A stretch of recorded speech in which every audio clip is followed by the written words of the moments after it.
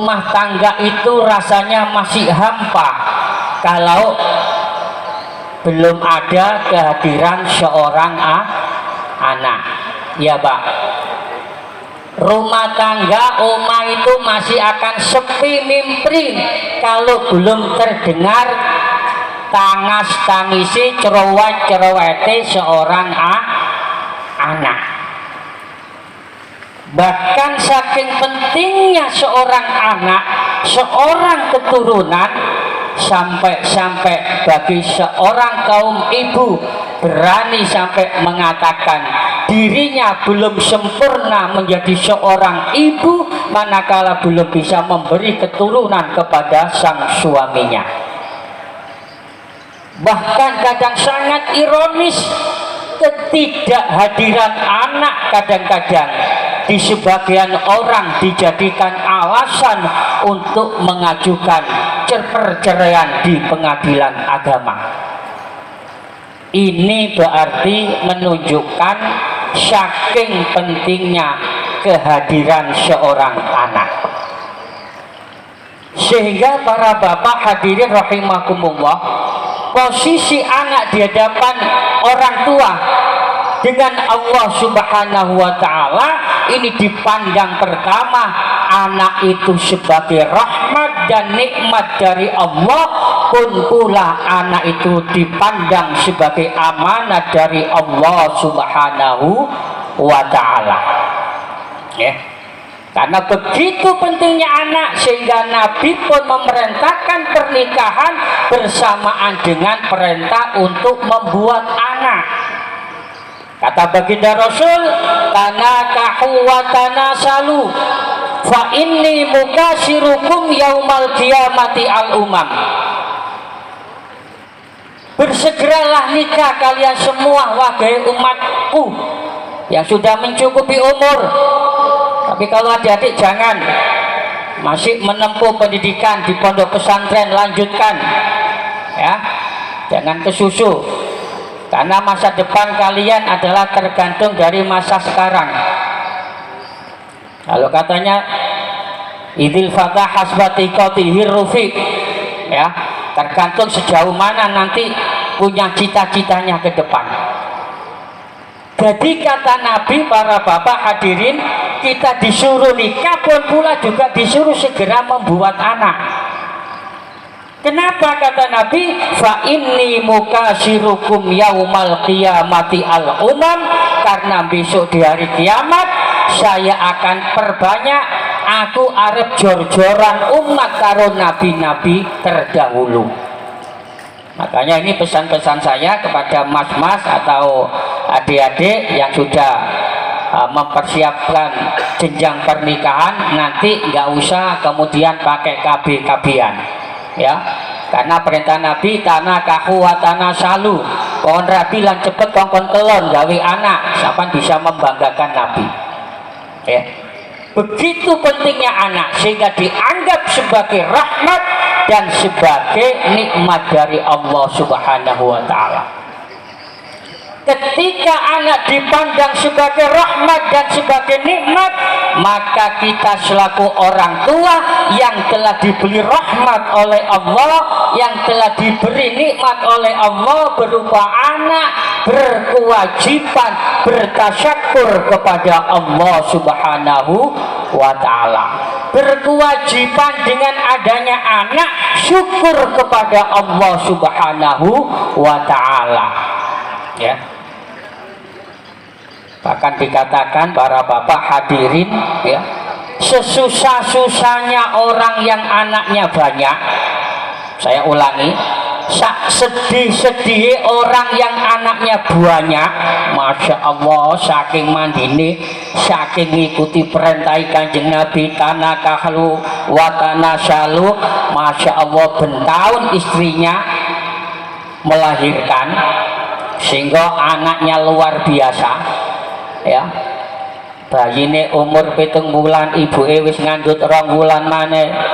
Terus kayak begitu sehingga tiap tahun muncul anak, tiap tahun muncul anak, padahal biaya anak, biaya masalah yang dimakan biaya masalah pendidikan luar biasa besarnya sehingga sedih, tapi sesedih-sedihnya orang yang anaknya banyak masih sedih orang yang tidak punya anak. Ya. Rahmat nikmat oleh Allah. Karena itu nikmat, maka kita berkewajiban bertasyakur, bersyukur kepada Allah Subhanahu wa Ta'ala. Bagaimana caranya syukur? Di sana dikatakan ya, syukur adalah syar'ul a'dham minal mun'im bisababi'in amin.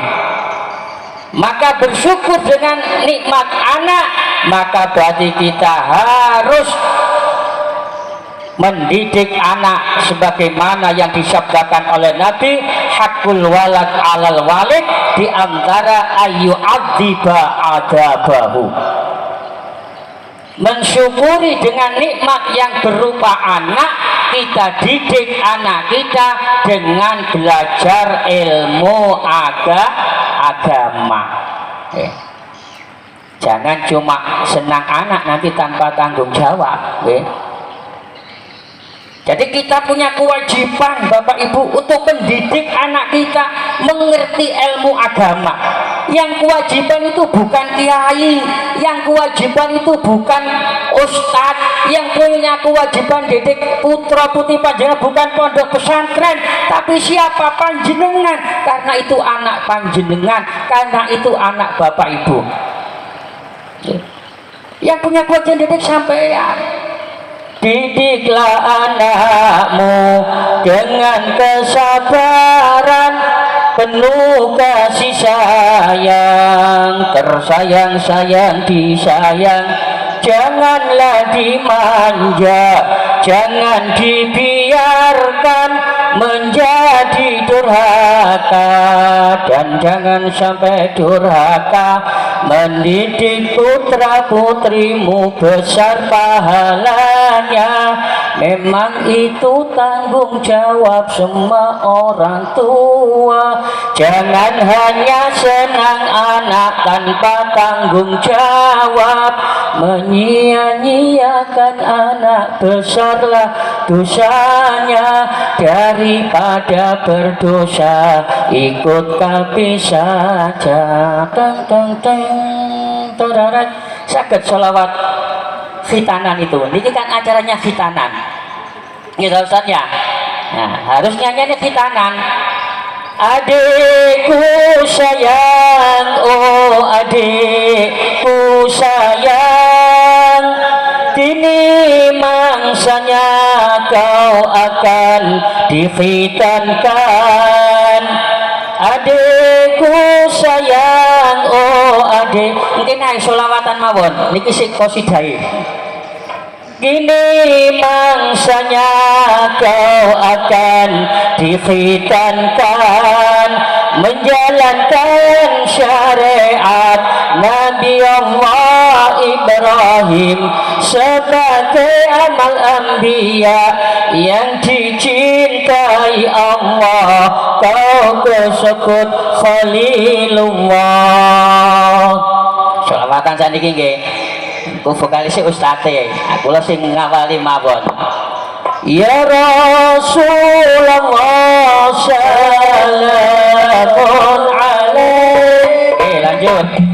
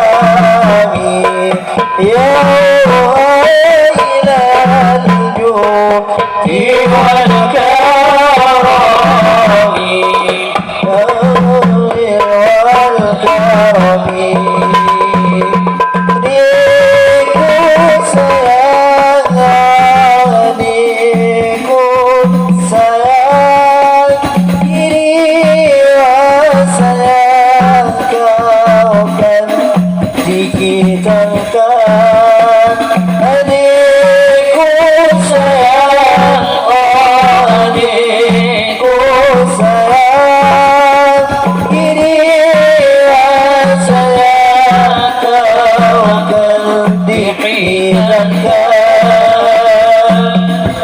menjalankan syariat Nabi Allah Ibrahim sebagai anbiya yang dikasihi Allah tersebut Khalilullah. Oke, revisi pisan. Oke, nganggo rep 1 kali. Monggo, Ustaz. Nahnu jiranun bi ranun bidal haramin ataskan jaramu Adi saksi Teskamu Adi saksi sampai sing sholawat ae sing suarane enak sampai sholawat wae nuci Ya jiratal alamin Ya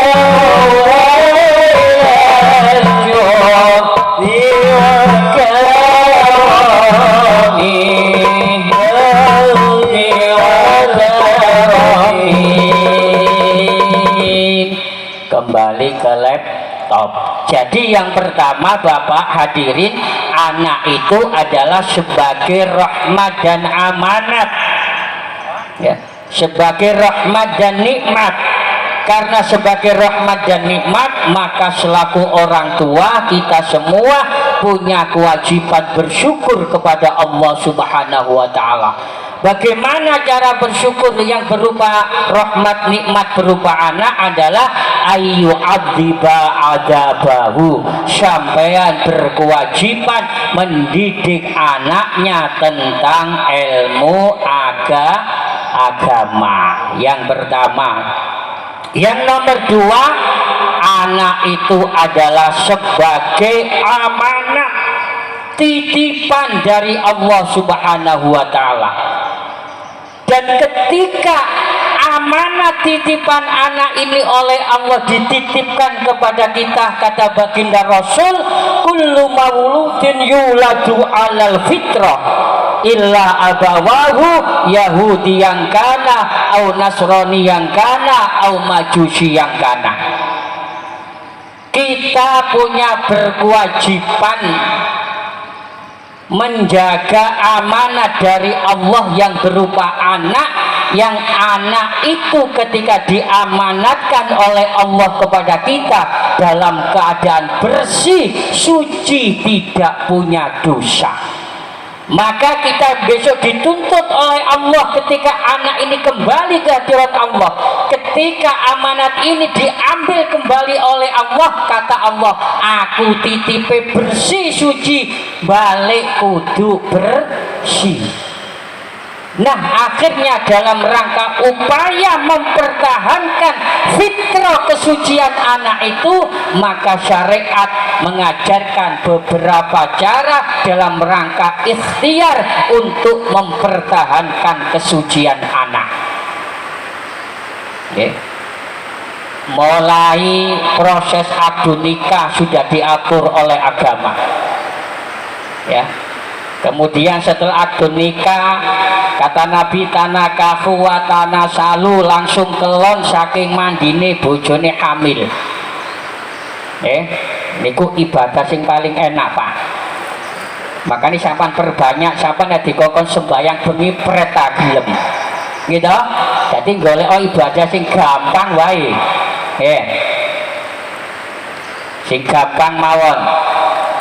Begitu istrinya hamil, dalam rangka upaya mempertahankan kefitrohan kesucian anak yang dikandung, akhirnya kemudian ulama memberikan tuntunan, ada istilah neloni. Ketika istrinya hamil 3 bulan diselamati dengan istilah neloni ketika jabang bayi, ketika kandungan umur 4 bulan. Neloni apa, syukur apa? Karena sudah terjadi 3 fase perpindahan dari pembentukan manusia. Ya, dari awalnya cuma sperma, mani, 40 hari kemudian jadi darah kental, 40 hari kemudian jadi daging kental, dan disitulah kemudian Allah meniupkan roh dan Allah meniupkan 4 catatan amal manusia. Disitulah orang tua kemudian syukur nang Gusti Allah diselamati dengan istilah selamatan ngeloni. Boten ngeloni Pak, nek ngeloni kemanten anyare, dikeloni nek wis meten diteloni. Sampailah kemudian 7 bulan. Saking ikhtiarnya orang tua, ulama-ulama memberikan ajaran ben anak itu besok ketika lahir jadi anak yang waladun sholihin yad'ulah. Kemudian dislameti maneh rupane ngene iku napa basa mriki Pak Mudin? Mitoni napa basa iki? Tingkepan utawa napa? Itu semua dalam rangka upaya orang tua. Sampailah kemudian waktunya melahirkan. Bahasa panjenengan nggih ngoten, ketika istrinya melahirkan ada istilah napa mriki sing masyhur puputan. Nggih. Alangkah sebetulnya afdolnya ketika puputan bersamaan dengan walimatut tasmiyah, yang di situ kemudian diundangkan anak-anak santri suruh baca sholawat biar anak yang baru lahir ini besok oleh barokah sholawat kelak jadi anak yang soleh atau solihah. Sungguh luar biasa. Kadang-kadang mohon maaf, satu sisi orang tua menghendaki anaknya besok jadi anak yang soleh solihah, satu sisi kadang-kadang upayanya tidak linear bahasa guru-guru sekarang. Pingin anaknya besok ahli ibadah, barang puputan nun sewu sing diundang, barang walimat tasmiyah bukan sholawatan malah dangdutan. Niki nun sewu, nggak nyambung ya kata Gus Miftah. Mestinya diundangkan grup sholawat, dibacakan sholawat, dibacakan diba, bacakan diba. Ya Rabbi sholli ala Muhammad, Ya Rabbi sholli alaihi wasallim, Ya Rabbi sholli ala Muhammad, Ya Rabbi sholli alaihi wasallim, Ya Rabbi sholli ala Muhammad, Ya Rabbi sholli alaihi wasallim, Allahumma sholli wa sallim wa barik alaihi. Laqad ja'akum rasulun min anfusikum azizun 'alaihi ma 'anittum wes innallaha wa malaikatahu yusholluna 'alan nabi ya ayyuhalladzina amanu shollu 'alaihi wa sallimu taslima. Di barokah ya Rasulullah Siti, di barokah ya Rasulullah Titi, ya Rasulullah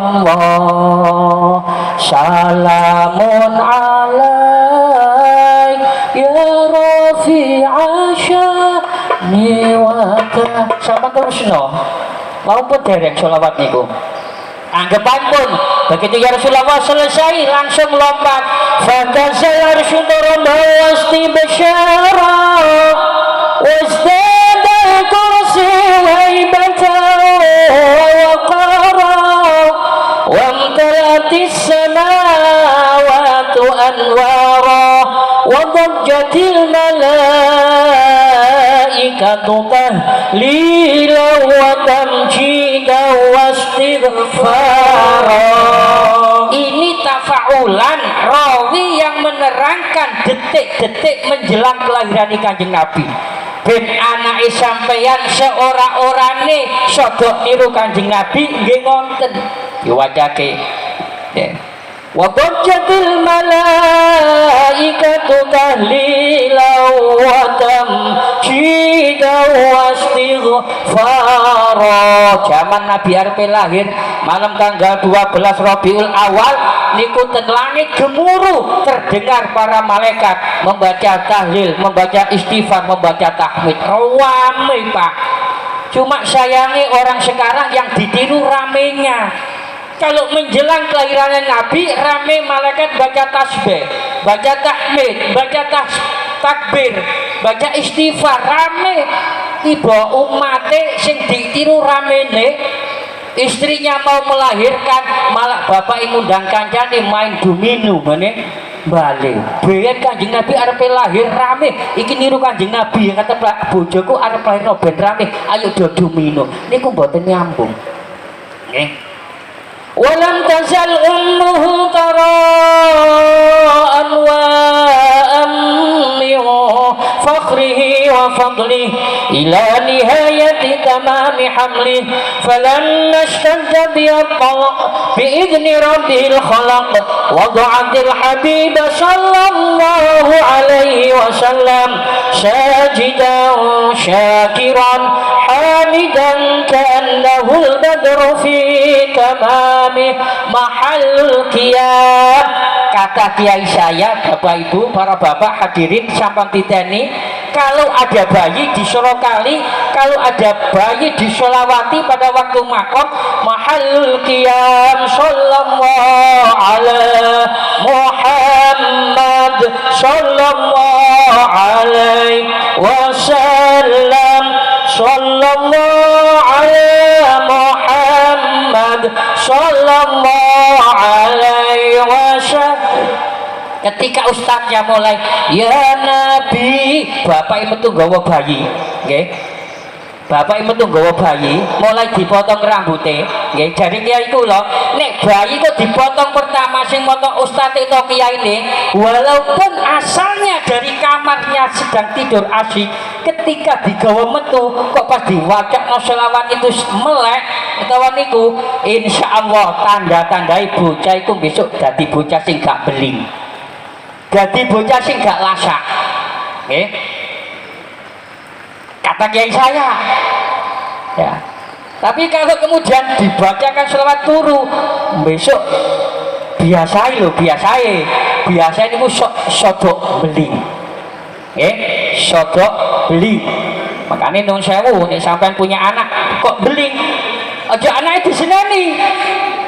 Jangan-jangan dulu pada waktu disolawati memang sudah tidur, atau bahkan jangan-jangan gak sampai lagi koi.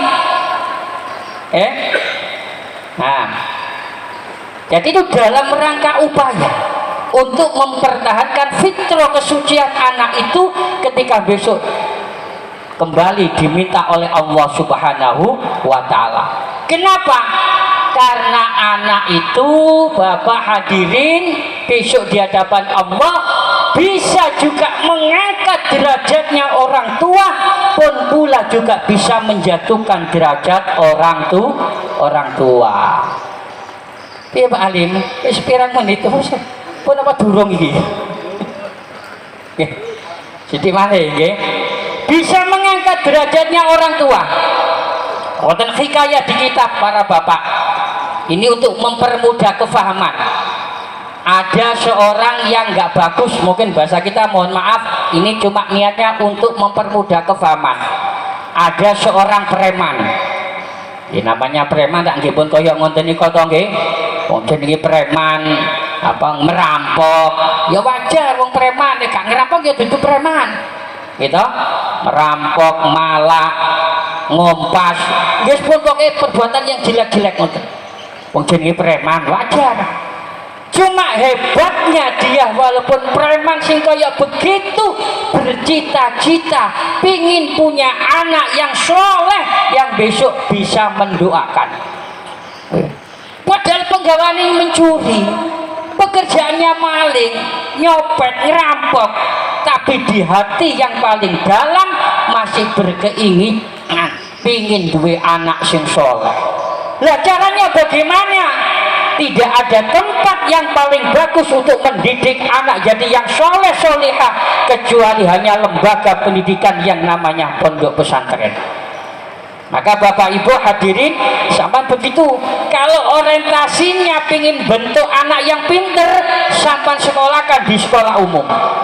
Tapi kalau sampean orientasinya ingin membentuk anak yang soleh solihah, investasi yang bisa dibanggakan dunia akhirat, tempatnya di pondok pesantren. Sehingga kemudian sekarang pondok pesantren rame-rame, biar kedua-duanya ada di pondok pesantren. Hampir semua pondok pesantren menjadi tempat tafaqquh fiddin, juga menjadi tempat belajar ilmu umum. Singkat cerita para bapak hadirin, si preman tadi akhirnya sadar kalau anakku ingin jadi anak yang soleh, maka harus tak masukkan di pondok pesantren Al-Inayah. Dikowo ambil bapak nang pondok Inayah. Anggap aja saumpama premane jenenge Parto ngoten mawon, gitu. Nggih kula gawe contoh sing pondok gede mawon ben sampean gampang paham. Nek kula kan pondok cilik-cilik mawon. Kula gawe contoh sing gede. Ya, anggap ae bapake jenenge Parto, premane mau lho. Terke anake nang ngene pondok Al-Inayah. Gitu. Terke. Nun, begitu nyampe di pondok langsung nun, yei. Jadi penjenenge namanya juga preman, tidak mengerti apa namanya akhlak kebiasaan di pesantren, bagaimana cara bertamu. Ya, kiai ini oh Kang Parto, ya kiai ini ya biasa sih ya wong Parto pantes wae. Iya, bengok-bengok. Oh Kang Parto, monggo Kang Parto mlebet silakan masuk. Oh, mlebu api anake. Nuwun sewu, Kang Parto, Pak Parto, wonten napa nggih jenengan karoyo-royo rawuh mriki? Ngene lho iki.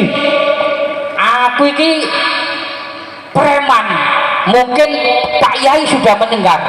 Kalau saya ini preman. Pekerjaanku merampok. Pekerjaanku minum-minum. Pekerjaanku mencuri. Mau lima tak lakoni kabeh. Cuma aku pingin punya anak yang soleh sing iso ngaji. Aku tolong ya anakku tak dekek kene didiken sing apik kaya santri-santri ngene iki. Engko tiap bulan bayare pira nek aku mari ngerampok tak kirimi. Rak ampun pol Bapak nggih. Engko nek aku mari ngerampok gone toko Mas tak kirimi sebulan pira maame.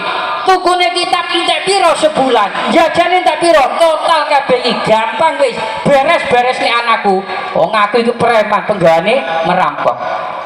Mari ngomong ngoten niku lho, nggih teh. Saya iki jauh rokok iki, ngono sih ah.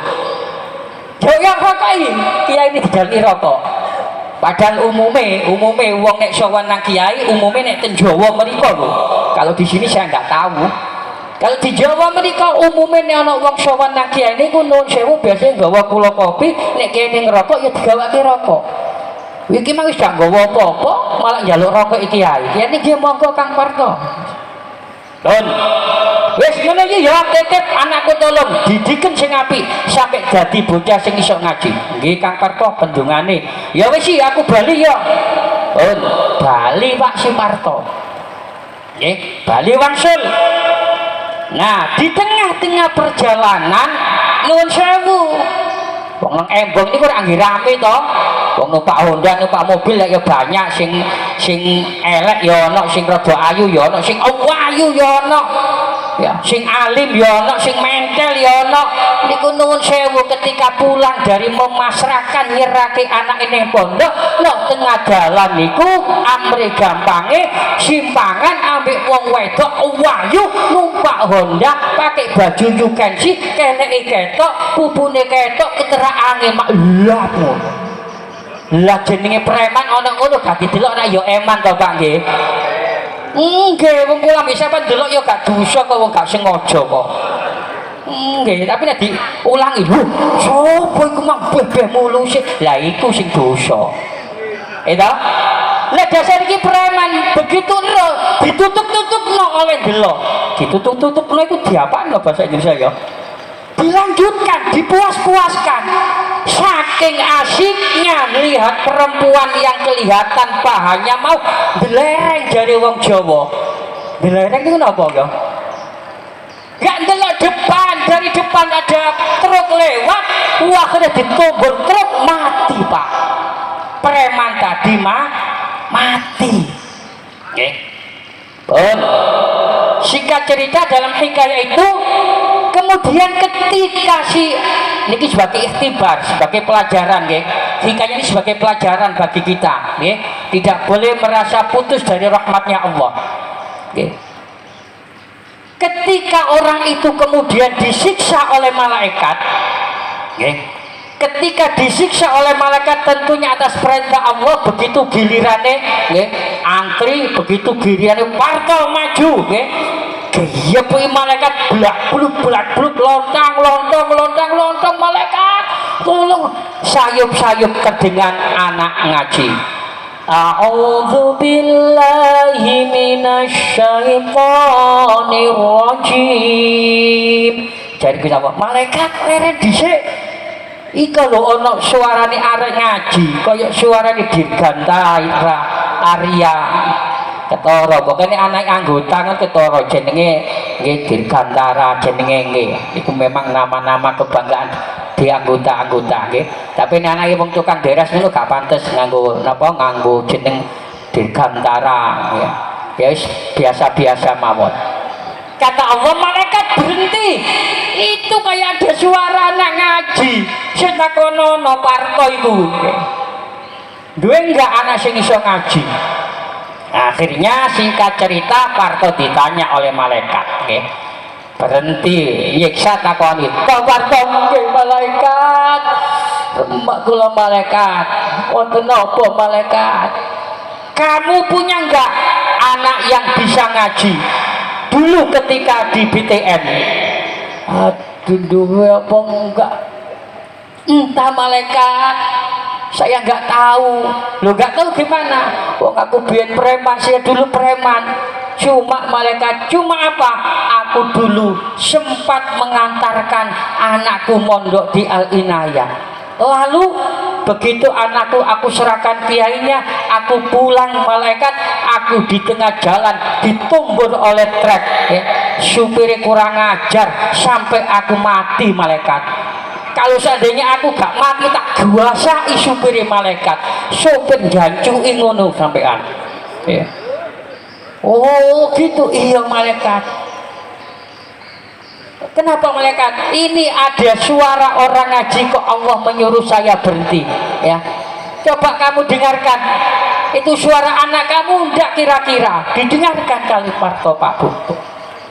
Didengarkan dengan bercucuran air mata malaikat, kayaknya betul itu suara anak saya malaikat. Akhirnya anaknya didatangkan, anaknya didatangkan dan ternyata betul di situ terjadi pertemuan dan akhirnya kemudian anak ini tidak ridho orang tuanya dimasukkan neraka karena anak ini bisa ngaji karena jeripayanya orang tua. Jadi orang tua yang awalnya mestinya ke neraka, derajatnya bisa diangkat oleh Allah karena pertolongan anaknya. Akhirnya ke surga. Dan pula ada hikayah. Rabbana ata'na sadatana wa kubara'ana fa'adalluna sabila. Ada anak disiksa oleh malaikat, ya. Begitu dihisab, ternyata amal jeleknya lebih banyak, maka oleh malaikat mau dibawa ke neraka. Yo, melu nang neraka. Jadi ini malaikat. "Mboten malaikat." "Lho kok mboten? Wong amalmu koyo ngene eleke." "Enggak malaikat, saya tidak mau." "Malaikat, kenapa kamu tidak mau?" "Saya menjadi kayak begini ini malaikat, ini adalah gara-gara orang tua saya nggak mau memperhatikan saya. Dulu orang tua saya asyik bekerja, asyik deres, nggak memperhatikan pendidikan saya.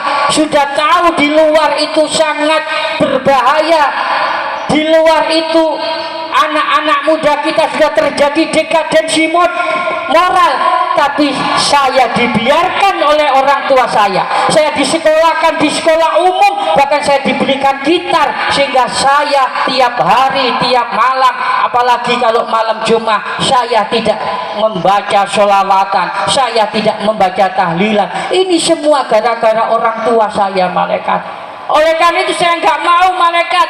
Coba jikalau dulu orang tua saya ini memasukkan saya di lembaga pesantren, tentunya saya insya Allah kayak seperti anak-anak yang lain. Tenane kuiku enggak malaikat. Tenang, betul malaikat ini gara-gara orang tua saya. Kamu dulu orang mana? Orang Indonesia. Orang Indonesia. Indonesia mana? Jambi. Jambi di mana? Kabupaten Tebo. Tebonya mana? Kecamatan Rembu Bujang. Rembu Bujangnya mana? Unit 2. Unit 2-nya mana? Jalan 4. Jalan 4 sebelah mana?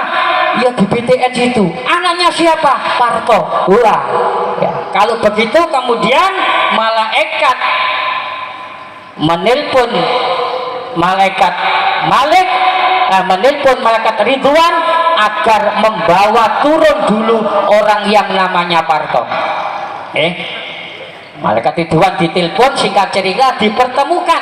Betul Parto, ini anak kamu. Wah entah malaikat sudah gosong ini kok. Iya Pak, ini anakmu Pak Joni. Kalau Pak Joni Joni Pak iki maksudnya sampai niku Joni Amerika kok. Gitu.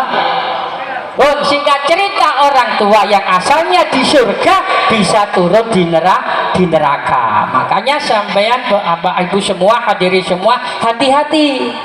Tadi sudah disedangkan, jangan hanya cuma senang anak. Posisi anak kayak begitu. Sehingga dalam Al-Quran yang paling masyhur anak disebut 3 kali. Pertama, innama amwalukum wa auladukum fitnah. Wahai manusia, sesungguhnya hartamu, anakmu itu adalah menjadi fitnah. Yang boten hati-hati Bapak hadirin, anak itu bisa menjadi fitnah. Nomor kedua, anak bisa menjadi aduun, bisa menjadi musuh. Yang namanya musuh pasti ingin mengalahkan, seperti kemarin pada pilkada. Yang ketiga, ini yang harapan kita sebagaimana doa Nabi Ibrahim. Bagaimana doa Nabi Ibrahim? Menjadi qurratu ayun, orang yang dibangga-banggakan. Mudah-mudahan termasuk anak kita semua, wabil khusus anaknya Pak Heru yang dikhitankan, mudah-mudahan menjadi anak yang soleh, berbakti kepada Allah, kepada Rasulullah, kepada kedua orang tua, berguna bagi agama, nusa dan bangsa. Amin Allahumma amin. Segala kekhilafan saya mohon maaf. Akhirul kalam, wallahul muwaffiq ila aqwamit thoriq. Wassalamualaikum warahmatullahi wabarakatuh.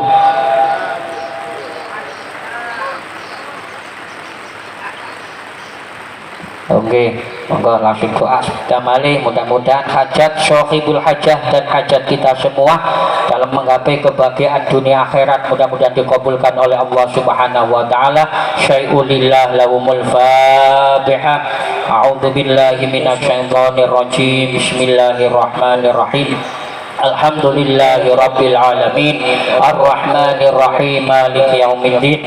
Iyyaka na'budu wa iyyaka nasta'in, ihdinas siratal mustaqim, siratal ladzina an'amta 'alaihim ghairil maghdubi 'alaihim waladdallin. Amin. Amin ya Allah. Amin ya Allah. Amin ya Allah ya Rabbal alamin. Bismillahirrahmanirrahim. Allahumma salli wa sallim wa barik ala sayyidina Muhammad. Alhamdulillahi rabbil alamin. Allahumma ya Rahman, Allahumma ya Rahim, Allahumma ya Rahman, Allahumma ya Rahim, Allahumma ya Rahman, Allahumma ya Rahim, Allahumma ya qadiyal hajat, iqdi hajati sahibul hajat, Heru sekeluarga, wa hajatina min maqasid dunya wal akhirah bi rahmatika ya arhamar rahimin. Allahumma ij'alna wa auladana wa dhurriyyatina wa talamidana wa jama'atana من أهل العلم وأهل الخير من أهل العلم وأهل الخير من أهل العلم وأهل الخير وأهل الإبادة وأهل القرآن وأهل التقى وأهل الصبر وأهل الطاعة وأهل السنة والجماعة النهدية ولا تجعلنا وإياهم من أهل سوء وأهل الظهير ربنا هب لنا من أزواجنا وذريتنا قرة أعين يا الله واجعلنا المتقين إماما اللهم اجعلنا جمعيتنا جمعية مرحومة وتفرقا من بعد ما تفرق معصوما برحمتك يا أرحم الراحمين ربنا آتنا في الدنيا حسنة وفي الآخرة حسنة وقنا عذاب النار